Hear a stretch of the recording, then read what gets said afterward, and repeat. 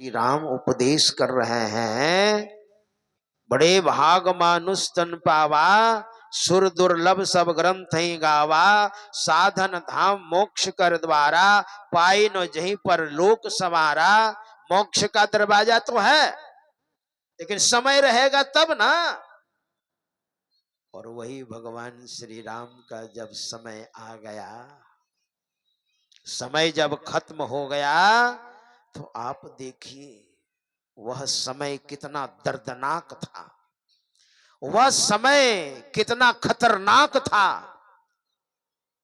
आ गया काल, एक महात्मा के वेश में अयोध्या में, और भगवान श्री राम के पास जब आगे बढ़ने लगे ना जाने के लिए, तो महाराज लक्ष्मण ने कहा, महाराज कहाँ जा रहे हैं? कहा प्रभु से मिलना है। कहाँ है? कहा वो तो सिंहासनारूढ़ हैं, राजा हैं। कहा उनसे मुझे मिलना है। महाराज लक्ष्मण ने मिलाया तो काल ने कहा, जो महात्मा के वेश में थे, किस वेश में आ जाएगा? महात्मा के वेश में, बड़ी बड़ी दाढ़ी, बड़ी बड़ी जटाएं। भगवान श्री राम से कहा, प्रभु आपसे कुछ बात करनी है। कहा कीजिए। लेकिन आप और हम दोनों बात कर रहे होंगे, उस समय कोई तीसरा आदमी ना आवे। अगर कोई तीसरा टपक जाए तो उसको सजाए मौत आप देंगे। बोलिए, आदेश कीजिए, आप राजा हैं महाराज। लक्ष्मण से कहा, लक्ष्मण मेन गेट पर रहो, और हम दोनों बात कर रहे होंगे, उस समय कोई तीसरा आने ना पावे, हम दोनों बातचीत करेंगे। महाराज जी का आदेश है। कहा ठीक है महाराज। और लक्ष्मण जी महाराज मेन गेट पर, अयोध्या का जो मेन गेट है वहीं पर खड़े रहे, और यहां बातचीत चल रही है। वो महात्मा के वेश में महाकाल था, महाकाल। वो काल कहता है, प्रभु आप जिस लिए आए थे ना, वो काम पूरा हो गया। अब अपनी माया को समेटिए और चलिए, यह शरीर का समय अब पूरा हो गया। जिस लिए आप आए थे, भगवान किस लिए आए थे इस धराधाम पर? संत और भगवंत किस लिए आते हैं? यदा यदा ही धर्मस्य ग्लानिर्भवति भारत, अभ्युत्थानम धर्मस्य तदात्मानं सृजाम्यहम्, परित्राणाय साधूनां विनाशाय च दुष्कृतां, धर्म संस्थापनार्थाय संभवामि युगे युगे। भगवान श्री कृष्ण कहते हैं, जब जब धर्म की हानि होती है और अधर्म का बोलबाला हो जाता है, धर्म का ह्रास होता है और अधर्म का बोलबाला हो जाता है, वर्चस्व हो जाता है, तब मैं तब इस धराधाम पर आता हूं और धर्म की स्थापना करता हूं, बचाता हूं, रक्षा करता हूं, और अधर्म का विनाश करता हूं, साधु पुरुषों की रक्षा करता हूं और दुष्ट पुरुषों का संहार करता हूं। तो भगवान ऐसा कह रहे हैं। भगवान श्री राम आए, विप्र धेनु सुर संत हित, लीन मनुज अवतार, निज इच्छा निर्मित तनु, माया गुण गोपार। भगवान जो आए हैं विप्र, विप्र की रक्षा के लिए, विप्र का अर्थ होता है जो वेद पाठी हैं। जन्म लेते तो सब शूद्र होते हैं, जन्मना जायते शूद्र, संस्काराद द्विज उच्यते।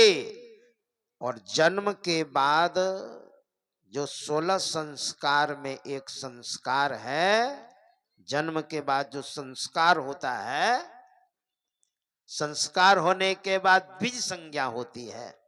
द्विज का अर्थ होता है जिनका दोबारा जन्म हुआ, अर्थात सत्संगी जो भजन भेद लिए उनका नाम हो गया द्विज। आप द्विज हैं जो भजन भेद लिए हैं।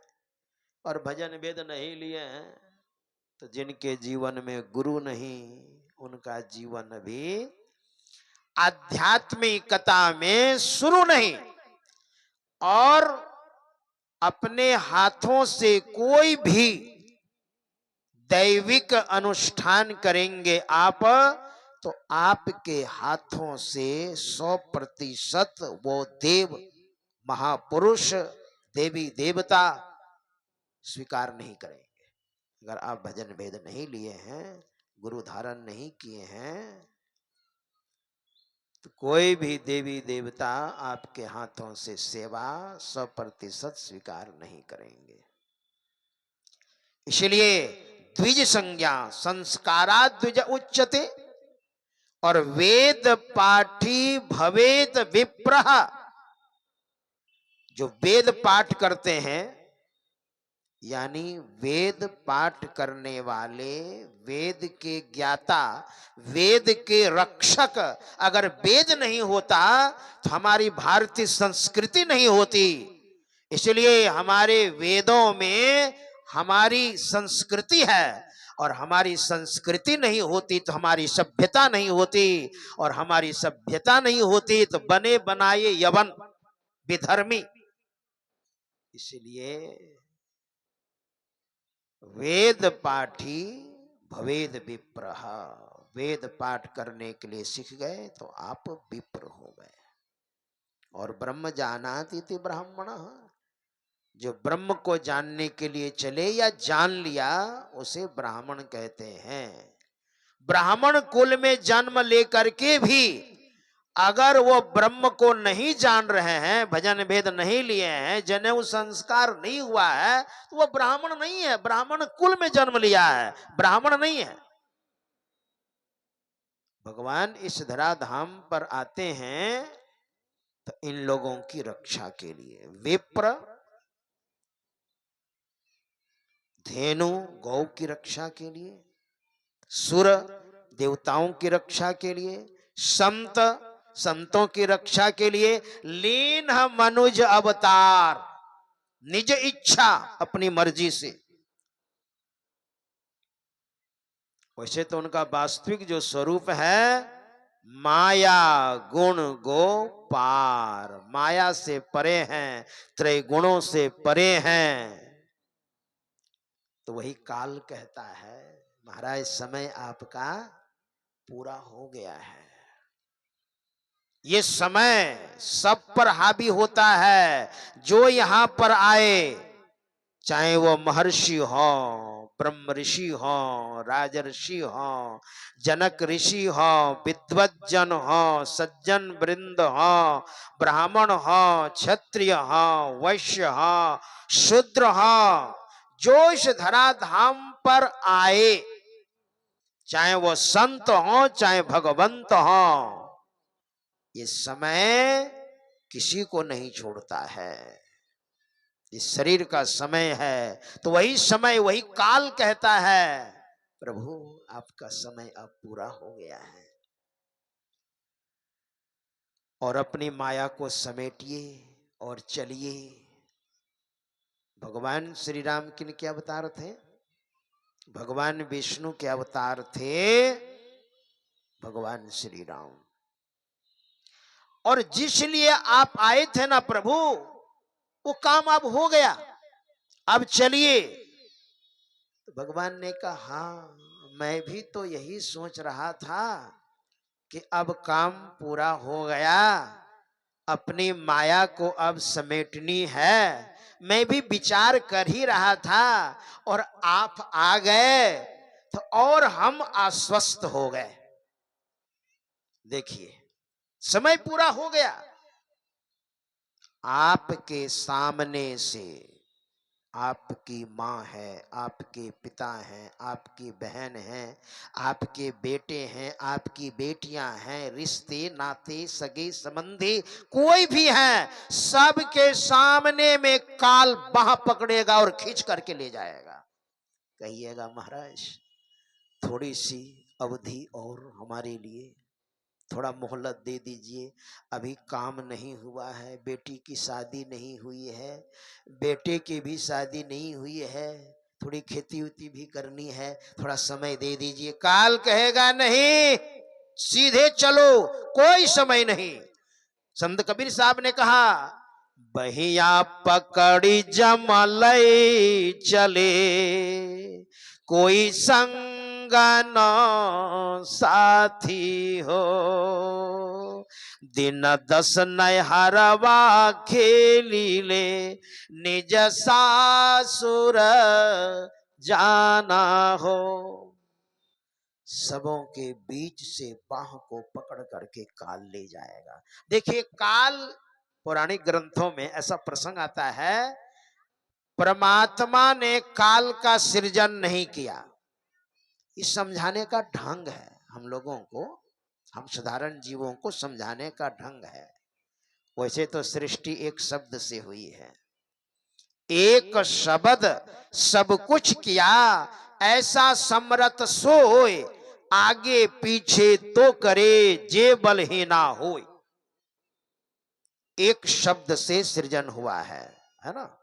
हम लोग डेली गाते हैं, प्रथम स्फुटित पराधरा, जिनसे कही स्फुट है सो। हम लोग डेली गाते हैं। एक शब्द से सृजन हुआ है। परमात्मा से जो सबसे पहला जो शब्द निकला, सार शब्द, उसको ओम कहा, उद्गीत कहा, राम नाम कहा, कृष्ण नाम कहा, है ना। लेकिन समझाने का ढंग क्या है, सृजन हुआ लेकिन काल को परमात्मा ने नहीं बनाया। तो यहां पर जो भी जन्म लेते थे ना, वो मरते ही नहीं थे, बूढ़े बूढ़े पड़े हुए हैं। दादा हैं, परदादा भी जिंदा हैं, शेरदादा भी जिंदा हैं, मर ही नहीं रहे। मौत का सृजन ही नहीं हुआ था। तो यह पृथ्वी जो है ना, भर गई। अब जगह खाली होगी तो ना दूसरी सृष्टि आएगी। और बूढ़े लोग खाली कर ही नहीं रहे हैं, मौत का सृजन हुआ ही नहीं था। तो ब्रह्मा जी ने मौत को सृजन किया, यानी मौत को जन्म दिया परमात्मा की प्रेरणा से।